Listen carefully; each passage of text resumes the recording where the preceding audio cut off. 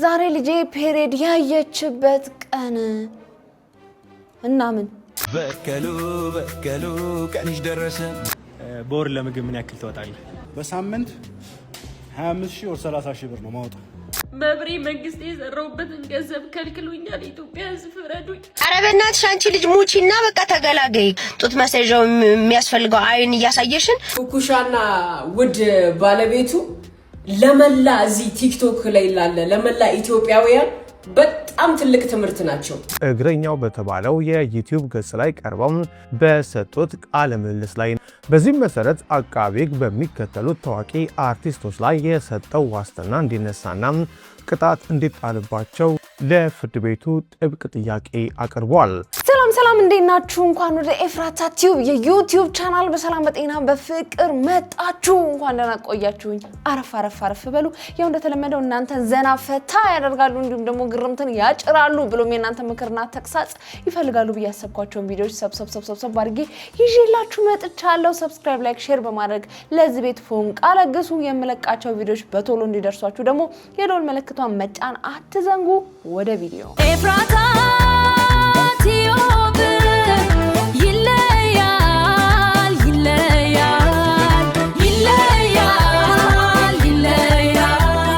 ዲሃና አህያ አንድ ነው ልንገራችሁ።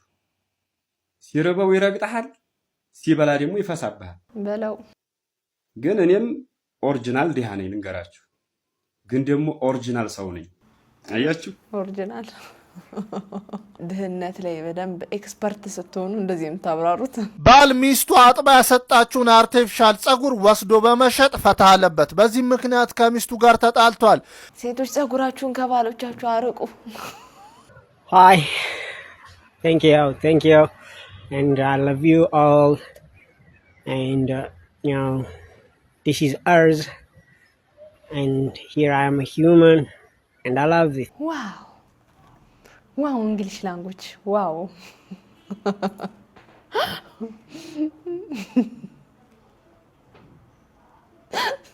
So ያመለጠ ነው ብቻ። ቅማል ታክሲ ተሳፍራ ስትሄድ ማሳይ ቢዶ ይላል። በከሉ ቀንሽ ደረሰ በከሉ። እኔ እኮ ታክሲ ውስጥ ስቀመጥ ምንድነው የሚጠበኝ? ሰፋሁ እንዴ ላለው ለካ ነቅሜክስ ቦታውን አጨናንቀውት ነው። ለማንኛውም ታክሲ አሽከርካሪዎች ታክሲያችሁን እያጸዳችሁ ነው መልእክቱ። አዎ ይጸዳ። እኔ በአሁን ሰዓት ማለት ነው ምን አይነት ሰው ያስቃል ብትሉኝ በህግ አምላክ የሚል ሰው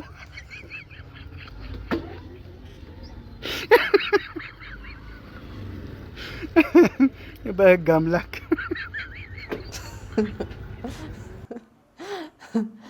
ሳቀ ነው የሚያስቀው። እውነት ለመናገር በህግ አምላክ እስቲ ትርጉሙን ንገሩት እስቲ። በህግ አምላክ ትርጉሙ ምን እንደሆነ ንገሩት። አዎ የሚታወቀው የገበያ ቦታ ምን በመባል ይታወቃል? ገበያ ምን ነው? አይ ጠቅላላ ኢትዮጵያ ላይ ያረከበ ይኩ በኢትዮጵያ በትልቅነቱ የሚታወቀው የገበያ ቦታ ፌመስ የገበያ ማዕከል ቦታ ነው ኢትዮጵያ ላይ። የኛም ሰፈር ነው። ኡጋንዳዊ ነች እሷ። አላቆ የት ነው የምትኖሪው? የት ሰፈር? የለም ማለት በየቦታው አይደለ ያለ። የት ነው የምትኖሪው? ጥያቄ ወይ እሺ ዴብ ጥያቄው ነገር ደግሞ የት ነው የምትኖሪው? ኢትዮጵያ የት? አዲስ አበባ ነው የምትኖሪው? አበሳጨችው። እሺ ገበያ ስትሄጂ የት ነው የምትሄጂው? ብዙ ዕቃ መግዛት ስትፈልጊ እኮ ኢትዮጵያ ሳይሆን የየቦታው ነው ያለው። የት ነው?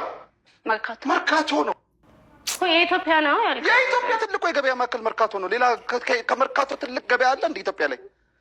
የአዲስ አበባ ብትል ፈጽሞ የለም። የአዲስ አበባ ብትል በአይኔ በብረቱ መጣሽ አሁን ገና። እኔ ግን እዚህ ፕሮግራም ላይ የሚቀርቡ ሰዎች ግን አላቅም ምን የትኛው ብሎ ናቸው ላልቶ እንደመጣ አላቅም። ወይም ደግሞ ምንም የማያውቁ ተብሎ ተመርጦ ነው መሰለኝ የሚገቡት። ምንም ቀላል ፊዚክስ ሆነባት እኮ ፊዚክስ። እናንተ ደህና ናችሁ? እንዴት ናችሁ? እግዚአብሔር ይመስገን። እኔ ደህና ነኝ። እኔ ነኝ። እሺ ሌላ ሰው ወሰድኩ። ያ ዛሬ ባካችሁ ከኔ ጋር ትሰራላችሁ። ነገ ሩጫ አለ። እሺ እንደዚህ ትላለህ፣ ከዛ እንደዚህ ትላለህ፣ ከዛ እንደዚህ ትላለህ፣ ከዛ እንደዚህ ትላለህ፣ ከዛ እንደዚህ ወገቡም ተበጠሰ። እንደዚህ ትላለህ፣ ከዛ እንደዚህ ትላለህ፣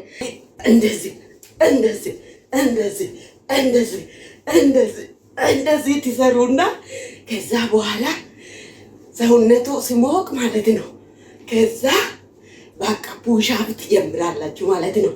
እንደዚህ እንዳነጉ ሰው ግን እሺ፣ እኔ እያለማመድኳቸው ነው። ስለዚህ አይመታም ሰው። ኦኬ፣ እዩት እንደዚህ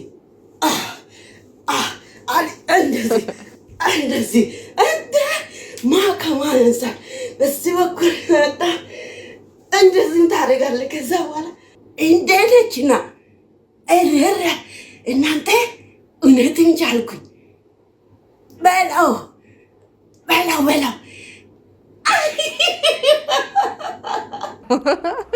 የታባቱ የመቆዘም ነው። ስፖርት ስሩ ከማዘርጋ እርግጠኛ ነኝ ሀገር ቤት እያሉ ስፖርት አሰልጣኝ ነበሩ። ቴክኒኳ ምን ያውቃታል፣ እንዴት አድርጋችሁ መግለጥ መጨለፍ እንዳለባችሁ ያውቃሉ።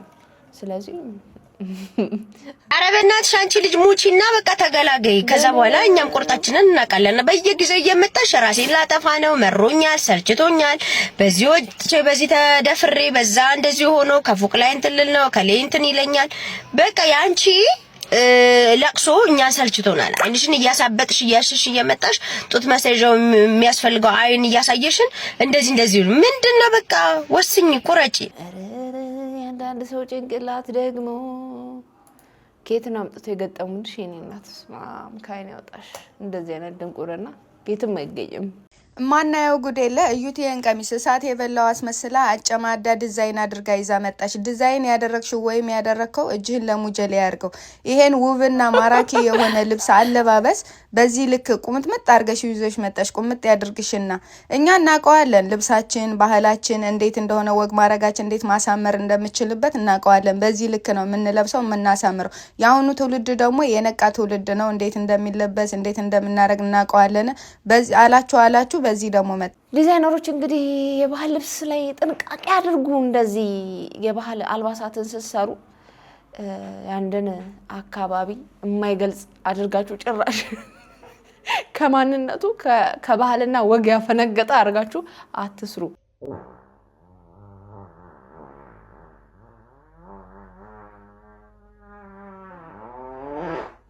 በስመ አብ ፈስ ነው እንዴ? ረሳቸው እሺ፣ በእናትሽ እንዴ አግማ ማለት ነው። እዚህ ቁጭ ብላ ያለጆ ሻይ ወይኔ ባለጌ የፈስቲፕ ማሉ እንዴ ነው መረቀችላቸው እኮ እንዴ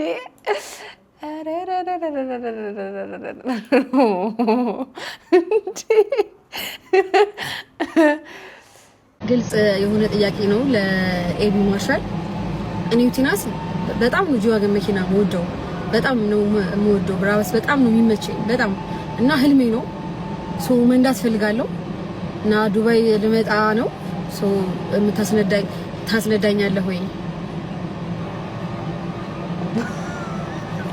እኔ ፍላጎቴ አረቢያን ግሬ ነው፣ ግን ያንተ አርሚ ከለር ነው የሚባለው እሱ ነው። ግን ኢትስ ኦኬ ብቻ መንዳት ፈልጋለሁ እና ካስነዳኝ በጣም ደስ ይለኛል። በፎሎወሮቼ ስም እጠይቅሃለሁ።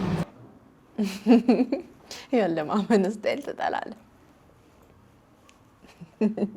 እኔ ምራቄን ዋጥ እያደረኩ እባካችሁ ሰብስክራይብ አድርጉኝ እሺ። በወር ስንት ብር ትሰራለህ? 7000 እሰራለሁ። ከዛ ላይ ምን ያህሉን ትቆጥባለህ? በወር 3000 4000 ይቆጠባል። በወር ምን ያክል ብር ትሰራለህ? 800,000 ብር። ደሞዝ ምንድን ነው ስራ? መርከበኛ ነኝ። ከሱ ላይ ምን ያክል ብር ትቆጥባለህ? sometimes ሙሉም ሊያልቅ ይችላል። sometimes ደግሞ በወር 800,000 ብር ታጠፋ ትችላለህ? ላጠፋ እችላለሁ። How much money do you make in a month? None. Do you have like a saving habit? No, I don't have saving habit. Everything you spend everything? Everything I get just go from hand to mouth. በወር ምን ያክል ብር ትሰራለሽ? ሚስጥር ይሁን በጆሮ ንገሪ።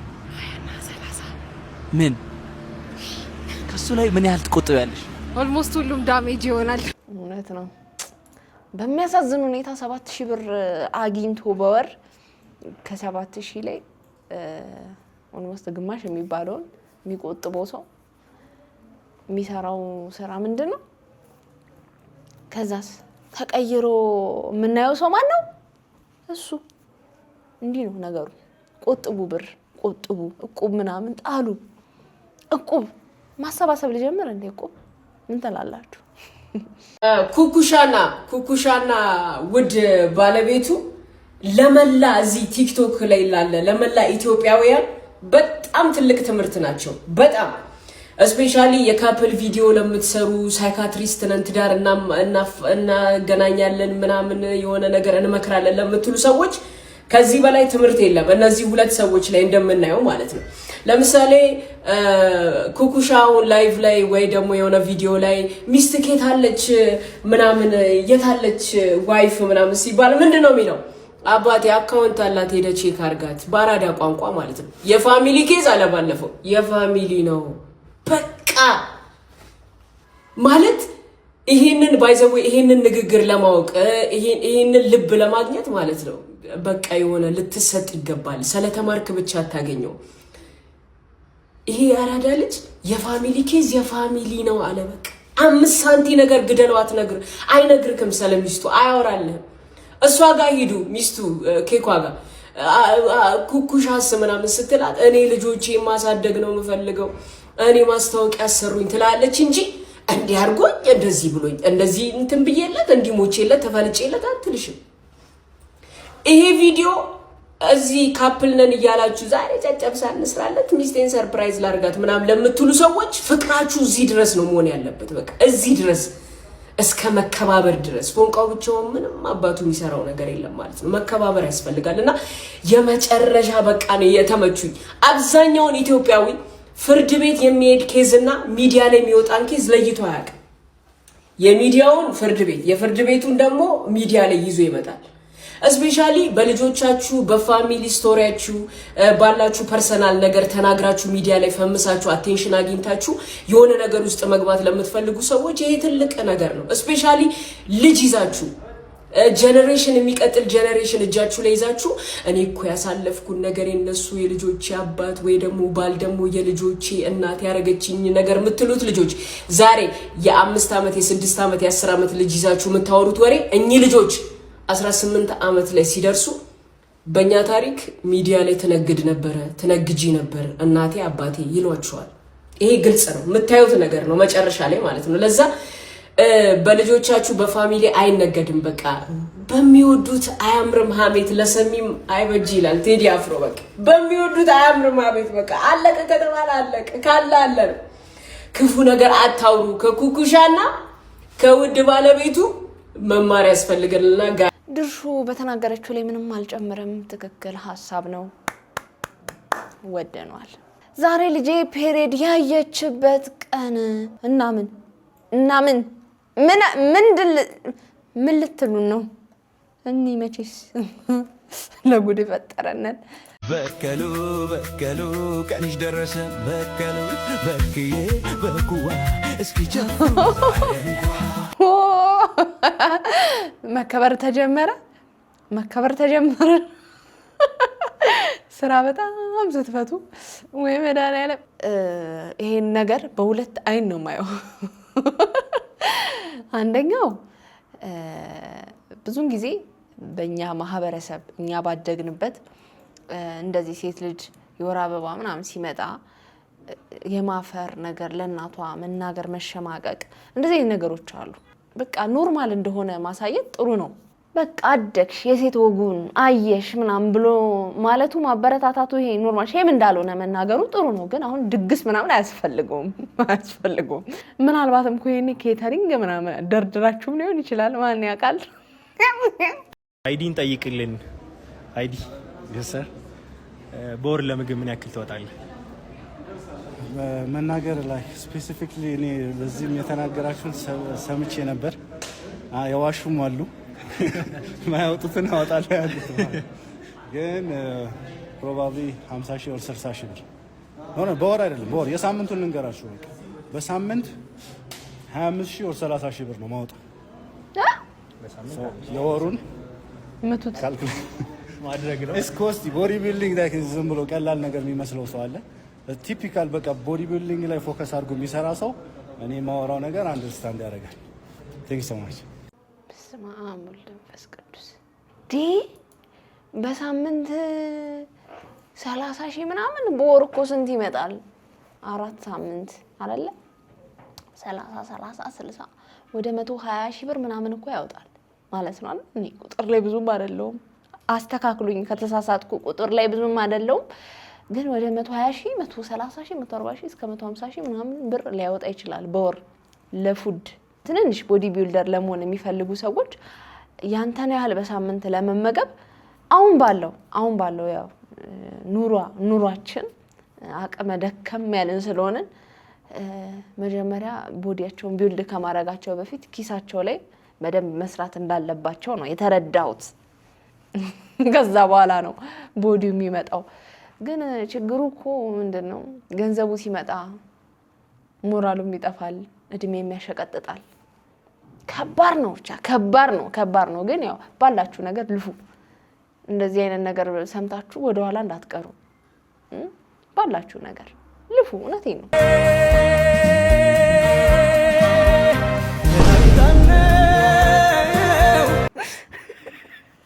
እኔ ግን አንዳንድ ሰው በጣም ተንኮለኛ ነው። አንዳንድ ሰው እግዚአብሔር ባለፈው ሄዶ ከመኪና ሲወርድ ጥጃው ሳርጎርሶበት በጣም ሙድ ሲያዝበት ነበረ። አሁን ደግሞ እንግዲህ ጆኒ ጂጂትሱ እንዴት ነው ተጋጣሚዎች የጥጃችሁን ነገር መላበሉት? ህልማችን ወይም ግባችን ቦታ እስክንደርስ ድረስ አንድ አሳይመንት ለኔም ለእናንተም መስጠት ፈልጊያለሁና ምንድነው ያለኝ ይበቃኛል። ለምሳሌ በቃ ውስጣችን ይሄ ኢነር ፓርታችን እንትን የለሽም እንደዚህ የለሽም አንቺ እንዲቀርተሻል ጓደኞችሽ እንደዛ ደረሱ ጎረቤትሽ እንደዚህ ሆኑ እነሱን ትንገዙና ለሚለን ለኢነር ፓርታችን ምን እንድንለው ፈልጊያለሁ። በቃ ያለኝ ይበቃኛል። ለምሳሌ እንትን የለሽም ሲልሽ ያለኝ ይበቃኛል። የለኝ ማለት ዛሬ የለኝም ያ ነገር ነገ ግን ይኖረኛል። እንደዛ ስንለው ምናልባት ዛሬን ደስተኛ መሆን እንችላለን። ምናልባት ዛሬ ውስጣችን ሰላም ይሆናል። ለሚነግረን ኢነር ፓርታችን ለሚነግረን ነገር ግን አዎ የለኝም፣ አዎ እንትና እዛ ደረሰች፣ አዎ እሱ እዛ ነው ምናምን የምንለው ከሆነ አክሴፕት የምናደርገው ከሆነ የእውነት ሁሌም ደስተኛ ነው። ያን ነገር ራሱ ልክ ስናገኘው ሌላ ነገር እንመኛለን። ግን ሳይኖረን አዎ ዛሬ የለኝም ነገር ግን ይኖረኛል ባለን ነገር ደስተኛ በቃ ይሄ ሁኔታዎቹ እኮ የሉ ወይም ደግሞ ሁኔታው ደባሪ ነው ያለንበት ሁኔታ በጣም ያስጠላል። ግን ጤነኛ ነኝ፣ ግን እንትን አለኝ፣ ግን ቤተሰብ አለኝ፣ ግን እየተማርኩኝ ነው፣ ነገ እለወጣለሁ፣ ነገ አድጋለሁ። እንደዛ ብለን እስኪ ለውስጣችን እንነገረው። ባለኝ ደስተኛ ነኝ፣ ባለኝ ደስተኛ። እሺ ውስጤ፣ እሺ ሰምታላ ለውስጣችሁ ንገሩት ተብሏል። እሺ ውስጤ አሪፍ ነው። አርቲስቶቻችን ከትወና ወደ ሞቲቬሽናል ስፒከርነት ተቀይረዋል። ጥሩ ምክር ነው። እውነቷን ነው ያለችው። ባለን ደስተኛ ነው፣ ጤነኛ ስለሆነን ፈጣሪን እናመስግን። ያ ቴንኪዩ ህይወትዬ፣ ቴንኪዩ። ህይወትን የሚያለመልም ምክር ነው የሰማነው። እውነት ተባረኪ። መብሬ መንግስት የዘራውበትን ገንዘብ ከልክሉኛል። ኢትዮጵያ ህዝብ ፍረዱኝ። እናንተ ፊት ነው እጣ አስቆርጥ የነበረው ሁላችሁም ታውቃላችሁ። 24 ሰዓት የእሱን እጣ ቁጭ ብዬ ሳስቆርጥ ነበረ። ግን እንዳለ ከድቶኛል። ህዝብ ፍረደኝ ነው እግዚአብሔርን። 24 ሰዓት የእሱን እጣ ቁጭ ብዬ ሳስቆርጥ ጠዋት ከማታ በቃ ሁሉ ነገር መስዋዕት አድርጌ ነው ሳስቆርጥ የነበረው። ሁላችሁም ታውቃላችሁ። 2 ወር ጠብቂኝ ብሎ ማለት 2 ወር ጠብቄዋለሁ። ዛሬ ነገ እያለ ምንም አልሰጠኝም። እንደሚታወቀው እጣውን አቋርጠነዋል። 640 አካባቢ እጣ ነው ያስቆረጥነው። እሱ እጣ 2,500,000 አካባቢ ነው። አንድ እጣ 4,000 ብር ነው ታስታውሱ ከሆነ እና አንደኛ ጣለ መሬት አወጣ። መሬት ነው በቃ ለህዝብ ሳያማክር በራሱ ሐሳብ በራሱ እንትን መሬት አደርጋለሁ ብሎ መሬት 600-700,000 ይዛ ደላሎች እንደውዬ ስጠይቅ ደብረ ብርሃን እንደዛ 700 እስከ 800,000 አካባቢ ነው ፈርቅ ያዘ መሬቱ ላይ ይመስለኛል። አላቅም መሬት የገዛበትን እንትን አላሳየንም። በፍጹም አላሳይም። ማሳየትም ፍላጎት የለውም። ሁሉም ነገር በራሱ መንገድ ነው ያደረገው። አንደኛ ጣሱን አለ፣ ሁለተኛ ጣለ 42,000 ብር ነው የሰጡት ለሰውየው። ሁለተኛ ጣ 42,000 ብር አለ። ሶስተኛ ጣለ ለሚስቴ የደረሰው አለ። ኢትዮጵያ ህዝብ ፍረዱ። እኔም በጣም ብዙ ተሰድቤያለሁ፣ ብዙ ነገር ተደርጊያለሁ።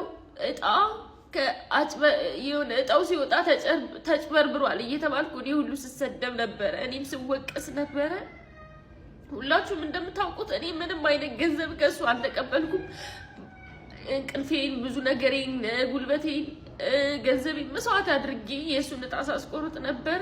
ስሜ ሁሉ መስዋዕት አድርጌ ግን ይሄው ምንም ያገኘሁት ነገር የለም ከሱ። ዛሬ ነገ ሰጥሻለሁ እያለ የሰራውበትን እስከ ዛሬ አልሰጠኝም። ሁላችሁም ፍረዱኝ። ሙዚቀኛ መብሬ መንግስቴ እንግዲህ እጣ በቲክቶክ ላይቭ ላይ አስቆርጦ እንግዲህ ካደኝ ነው የምትለው እህታችን። እንግዲህ እሷ አስቆራጭ ነች። ባስቆረጠችው ጣልክ የሆነ ፐርሰንት ኮሚሽን ይታሰብላታል። እሱንም ኮሚሽን አልሰጠኝም፣ እንዲሁም ደግሞ እጣውም ተጭበርብሯል የሚል ነገር ነው ያነሳችው። በነገራችን ላይ እንደዚህ አይነት ነገሮች በጣም ብዙ አሉ። ቲክቶክ ላይ እጣ እየጣሉ የመኪና፣ የቤት፣ የስልክ የተለያዩ ነገሮች አሉና በጣም ብዙ ብር ነው የሚያስከፍሉት። በርካቶች በእንደዚህ አይነት ነገር እየተበሉ ነው። እባካችሁ ጥንቃቄ አድርጉ። ምንድነው ቶሎ ያንን ነገር ለማግኘት ካላችሁ ጉጉት የተነሳ 20,000 ብር 30,000 ብር ስትባሉ ትንሽ ብር ሊመስላችሁ ይችላል። ከመኪናው አንጻር ስታዩት እንዴ ይሄንን ብር ሰጥቼ መኪና ካገኘውማ ለኔ ትልቅ እድል ነው በሚል የእድሌ ልሞክር በሚል እንደዚህ አይነት እጣዎችን ትሞክራላችሁ። ግን መጭበርበሮች እየተከሰቱ ከብራችሁም ከመኪናውም ከምንም ሳትሆኑ ትቀራላችሁና ጥንቃቄ አድርጉ። ሀቀኛም ሆኖ የሚሰሩ እንደዚህ አይነት እጣ የሚሰሩ ሰዎች አሉ በሀቅ ግን በተመሳሳይ ደግሞ በብዛት እንደዚህ አይነት ፋውሎችን የሚሰሩ ስላሉ ቲክቶክ ላይ እጣ ጥላችሁ እንዳትበሉ ጥንቃቄ አድርጉ። ማዶትን ላገኛት ልሄድ ነው። የምስራቹን ልነግራት ነው። እርግጥ እሷም ሳታውቀው አትቀርም። እግዚአብሔር እውነት ነው፣ ድንቅ አምላክ ነው። በእሷ ጉዳይ ግን ተአምር አሳይቶናል። ሁላችሁም ከመላው ዓለም ደስታውን የምስራቹን ለመስማት ተዘጋጁ። ሆስፒታል ሄዳለሁ። ያለነው በጳውሎስ ሆስፒታል የህፃናት የካንሰር ህሙማን ህፃናት ክፍል ነው። ለእግዚአብሔር ክብር ምስጋና ይድረሰው። እናንተ ያደረጋችሁት ነገር ውጤቱ ምን እንደሆነ ዛሬ እናያለን። እና ደህና ነሽ? ሳቅሽ በጣም ደስ ይላል። አመሰግናለሁ። እንኳን አሮጊት ሆነሽ ተገናኘ። እንዴ በሳምንት ውስጥ አርጅተሽ ሌላ ታሪክ ውስጥ ገብተሽ ትጠብቂኛለሽ? 5 ሳንቲም እንደሌለኝ እግዚአብሔርም ሰውም ያውቅ ነበር። ግን እግዚአብሔር ግን መንገድ አለው እና ብዙ ህጻናቶች አልቀዋል አይተናል። እሷን እናንተ ደረሳችሁላት። የኢትዮጵያ ህዝብ በኢትዮጵያም ያለ ከሀገር ውጭም ያለ ከየትም ያለ ሙስሊም፣ ጴንጤ፣ ምናምን ኦርቶዶክስ ሙስሊም የለም። ጸበል አሁን ልጄ ተናግራታለች። አንድ እህቴ ልጄን ውጪ ነው በካንሰር መምን ያሳከምኳት ብላኛለች። ግን አለችኝ እውነት ማርያም ጸበል ውሰጃት ነው ያለችኝ። ማርያም ጸበል ውሰጃት ደጋግማ ግን ሙስሊም ናት። ስለዚህ እኛ ከጸበሉም አልተለየንም። እንደ እግዚአብሔር ፍቃድ ሆኖ አሁን 3 ቀን ተጠምቃለች። ስለዚህ እግዚአብሔር መልካም ነው። መልካም ለሚያደርግ ሁሉ መንገዱ ክፍት ያድርግለት። በሰጠው ደግሞ ለሰው ልጆች ለሚያዝን ሁሉ ይጨምርለት ብዬ ነው እኔ ምለምንለት። እግዚአብሔር አምላክ ጤናና ጉልበት ይስጣችሁ። እናንተን ከነ ሰራተኞቹ በጣም መረዳት፣ መታከም፣ መዳን የሚችሉ ህጻናቶች አሉ። ከሷም በታች ከሷም በላይ መድኃኒት መግዣ ያጡ እህቶቻችን ወንድሞቻችን በየክፍለ ሀገር ተሰደው ከወለጋ ድረስ ማዶትን ብላ በልዩነት አንድ ሴት ምትመጣለች። በልዩነት ከወለጋ ነው የምትመጣው። እግዚአብሔር ክብር ይስጣት። ኦርቶዶክስ አይደለችም፣ ሙስሊምም አይደለችም፣ ጴንጤ ናት። ግን ሃይማኖት ዘር ሳትቆጥር መታ በጣም ዲጄን እንትን አድርጋታለች። በጣም ነው የማመሰግናት። በጣም አንተም እንጀራ ይውጣልህ፣ ያሰብከውን ቤተክርስቲያን ይሳካልህ። እውነት የመጀመሪያውን ለምርመራ የሚሆነውን $10,000 ስጡን ብለናችሁ ነበር። እግዚአብሔር ይመስገን ለሙሉ ሕክምና የሚያስፈልገውን ገንዘብ ሰጥታችሁናልና ከልብ እናመሰግናለን። ከሁላችሁም በላይ ግን ይህንን ያደረገው ድንቅ የሆነው ኃያል የሆነው በሙሉ እጁ ሰፍሮ የሚያስፈልገንን ሁሉ ከሚያስፈልገን በላይ የሰጠን አምላክ ስሙ ለዘላለም የተመሰገነ ይሁን። ወገን ፈንዶችን በዚህ አጋጣሚ በጣም እናመሰግናለን። ምክንያቱም ለህክምና የውጭ ምንዛሪ ነው የሚያስፈልገው። ከአቢሲኒያ ባንክ ጋር በመነጋገር አቢሲኒያ ባንኮችንም እጅግ በጣም እናመሰግናለን። የተሰበሰበውን ገንዘብ ቀጥታ ለህክምናው እንዲውል የውጭ ምንዛሪ ለመስጠት ፈቃደኛ ስለሆኑ በእውነት እግዚአብሔር ያክብርልን። ትልቅ አሻራ አኑራችኋል በማዕዶት ህይወት ውስጥ እግዚአብሔር ዋጋችሁን ይክፈላል። እንግዲህ ውድ ተመልካቾቼ መብራቱ ጠፋ ቢሆንም ግን በጣም ደስ የሚያሰኝ ዜና ነው በማዕዶት በኩል የተሰማው።